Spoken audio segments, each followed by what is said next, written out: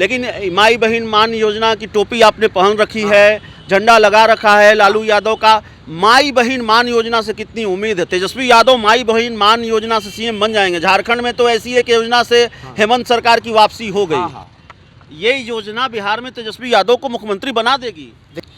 सूरज से किरणों का रिश्ता, शिव से मोती का, आरजेडी से मेरा ऐसा रिश्ता, आँख से ज्योति का। कर आस्क अपनी आँखों से मुस्कुराओ तो कोई बात बने, सर झुकाने से कुछ नहीं होगा, सर उठाओ तो कोई बात बने, इन्हें टहलने से कुछ नहीं होगा, ब्लॉक में जाओ काम कराओ तो कोई बात बने। माननीय लालू प्रसाद यादव इतिहास में एकमात्र वो व्यक्ति हैं, ऐसा नेता हैं कि जिन्होंने जगाया है, होश में लाया है और समझाया है, और सर जो झुके हुए थे उसको उठाना सिखाया है। और इन्होंने कुछ दिन पहले इन लोगों ने ऐसी परंपरा चलाई थी कि खटिया पर बैठने के कारण सर पे जूते लगाई थी। देख रहे हैं 4 PM और मैं हूं अभिषेक मिश्रा। चुनावी साल है और चुनावी साल में बिहार की राजनीति का एक एक रंग हम आपको दिखाएंगे। बिहार की सियासत के हर रंग से हम आपको अवगत कराएंगे।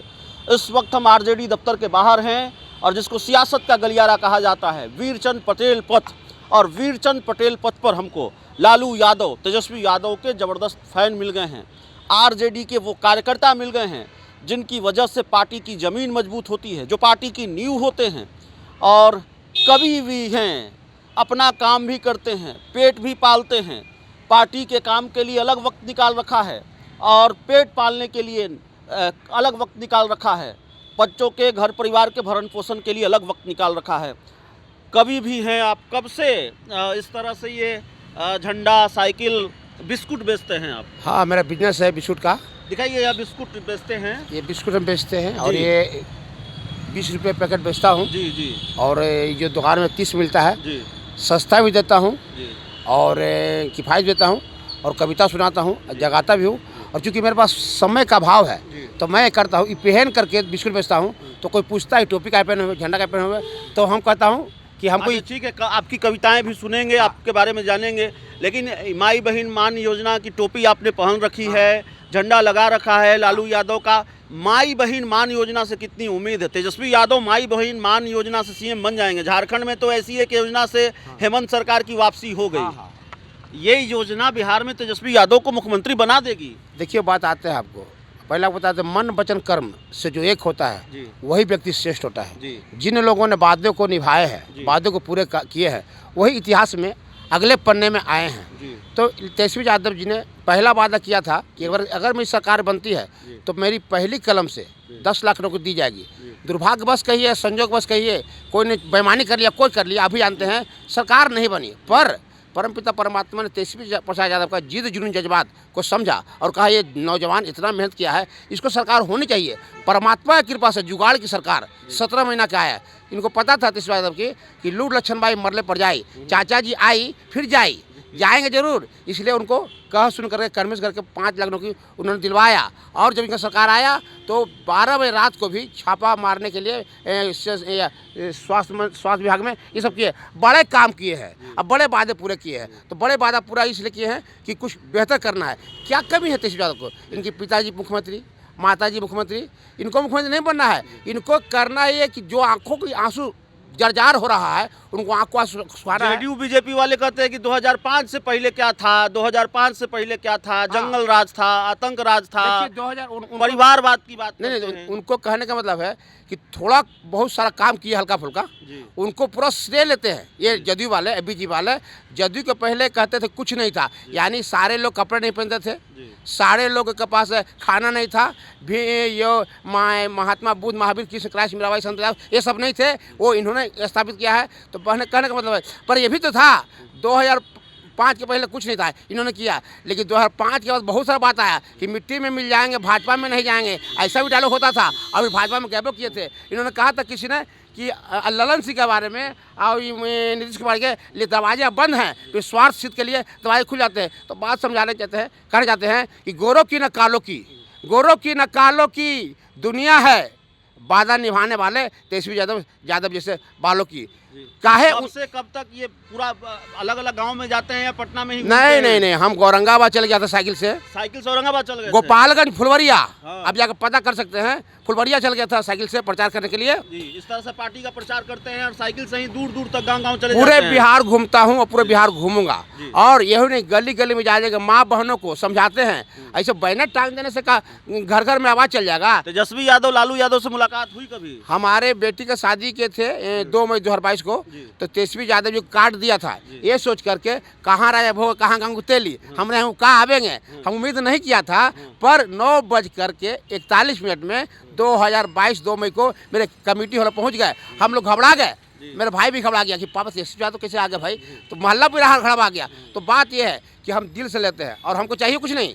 ये झंडा मेरा खरीदा है भैया, ये झंडी बनाए मेरा है, टोपी मेरा है, ये लाठी तक हम खरीदे हैं। आज तक लालू यादव या आरजेडी से कुछ लिए नहीं और लेंगे भी नहीं। क्यों?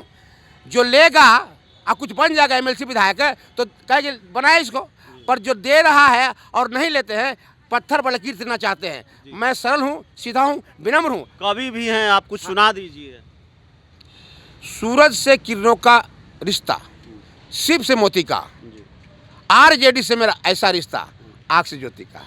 हाँ। मैं दिल आरजेडी धड़कन, मैं दिल आरजेडी धड़कन, इससे मेरा जीवन कांच के जैसा टूट जाऊंगा, टूटा जो आरजेडी से मेरा बंधन। आरजेडी के दम पर जुड़ी है मेरी सांसों की ये लड़ी, आरजेडी से ही मेरी जुड़ी है मेरी सांसों की ये लड़ी, इससे बिछड़ कर जी न सकूंगा मैं तो एक घड़ी। और कहूँ मैं 20% काम करता हूँ अपने पेट भरने और भराने के लिए, पर 80% गांव-गांव, गली-गली और चौक चौराहे जाता हूँ माननीय लालू प्रसाद यादव जी के विचारों को पुख्ता करने के लिए और समझाने के लिए कि सर उठा के जियो। लालू यादव ने कहा था कि मुझ सर झुकाने से कुछ नहीं होगा, सर उठाओ तो कोई बात बने। पोछ कर आस्क अपनी आँखों से मुस्कुराओ तो कोई बात बने, सर झुकाने से कुछ नहीं होगा, सर उठाओ तो कोई बात बने, इन्हें टहलने से कुछ नहीं होगा, ब्लॉक में जाओ और काम कराओ तो कोई बात बने। माननीय लालू प्रसाद यादव इतिहास में एकमात्र वो व्यक्ति है,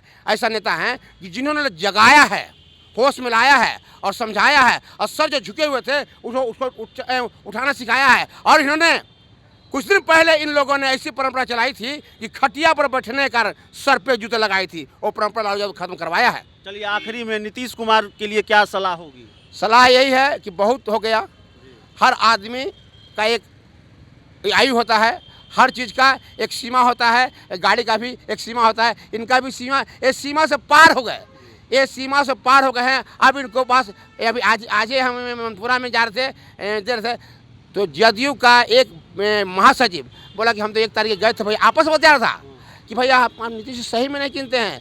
पहले ज़माने के 40 साल 30 साल पहले दोस्ती, पुराना दोस्ती में हमारे साथ वो लोग भी गए थे, अपने दोस्त को नहीं चिने। पूछा अब कौन ये फलाना नाम नहीं, याद करना पड़ा। तो नीतीश जी को याद करना पड़ेगा कि कौन मेरा मंत्री है और कौन मेरा उप मुख्यमंत्री है, नाम याद करना पड़ेगा। तो अभी थक गए। और भैया अगर थके हुए कल पुर्जों से थके हुए मोटर से अगर मशीन चलाओगे तो च्यू च्यू करेगा और आटा मोटा आएगा।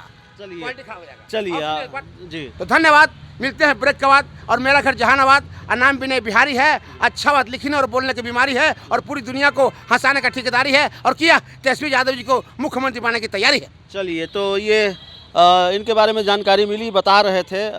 एक तो जाहिर है बड़े दिलचस्प आदमी हैं, जिस तरीके से तेजस्वी यादव की माई बहन योजना की टोपी लगा रखी है, बिस्कुट भी बेच रहे हैं और आरजेडी का प्रचार भी कर रहे हैं। इन्होंने स्वाभिमान के साथ जो बता रहे हैं, दूर दूर तक साइकिल से कई 200 300 किलोमीटर जाते हैं, साइकिल से ही चले जाते हैं, आरजेडी का प्रचार करते हैं। लगा कि बात करनी चाहिए, तो इंटरव्यू से आपको भी लगा होगा, कविता सुना रहे हैं, गाना सुना रहे हैं, अपनी बात कर रहे हैं, तेजस्वी लालू के राजनीतिक विरोधियों को आईना भी दिखा रहे हैं, उन पर तंज भी कस रहे हैं, कटाक्ष भी कर रहे हैं। तो जाहिर है आपको लगा होगा कि कितने दिलचस्प व्यक्ति हैं, समझ गए होंगे आप। इस पूरे इंटरव्यू में इतना ही। बहुत बहुत धन्यवाद।